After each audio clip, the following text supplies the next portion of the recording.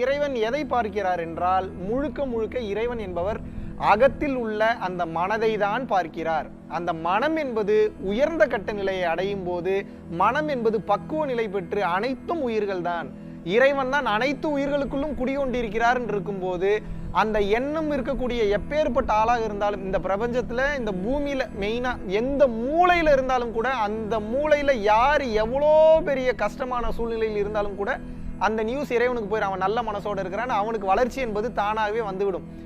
ஆனா ஒருத்தன் பாத்தீங்க அப்படின்னா ரொம்ப கெட்ட எண்ணங்களோட இருக்கிறான், ஆனா உயர்ந்த கட்டத்து லெவலுக்கு வளர்ந்துட்டு போயிட்டே இருக்கிறான்னு தோணும். இதுக்கு உண்டான காரணம் என்னன்னா, தெரிஞ்சோ தெரியாமையோ செஞ்ச இவன் செஞ்ச கொஞ்ச நெஞ்ச புண்ணியங்கள், இவன் தாத்தா பாட்டி செஞ்ச புண்ணியங்கள், அப்பா அம்மா செஞ்ச புண்ணியங்கள் டெபாசிட் இருக்கிற வரைக்கும் அந்த சுகத்தை அனுபவித்து கொண்டே வருவான்.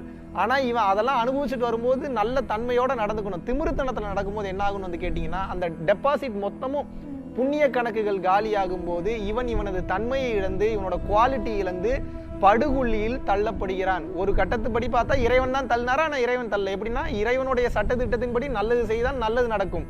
அப்ப இறைவன் இவன் கெட்டது செஞ்சதுனால இவனுக்கு கெட்டது நடந்திருக்கு. ஒரு பக்கத்துல பார்க்கும்போது இறைவனோட அனுகிரகத்துல தான் இவன் கீழே போயிருக்கான்.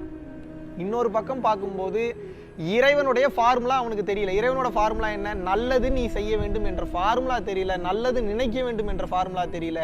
அதனால் இவனுக்கு கடைசியில படுகுழியில் இவன் தள்ளப்படுகிறான். இவனோட எண்ணங்கள்னாலே இவன் அழிந்து போகிறான். ஆக மொத்தம் இதுல நீங்க புரிஞ்சுக்க வேண்டியது ஒன்றே ஒன்றுதாங்க.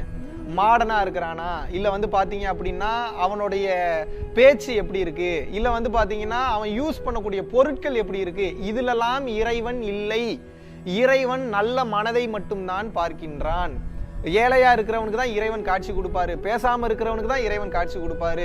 எதுவுமே பேசாம இருக்கிறவனுக்கு, அமைதி நிலையில இருக்கிறவனுக்கு மட்டும்தான் இறைவனோட அனுகிரகம் கிடைக்கும்ன்றதெல்லாம் கிடையாது. அமைதியா இருக்கிறவன் குண்டு வைக்கலாம், எத்தனை பேத்த கொல்லலான்னு கூட நினைக்கலாமே, அப்படிப்பட்ட அமைதியா இருக்கிறவனு இருக்கிறான்.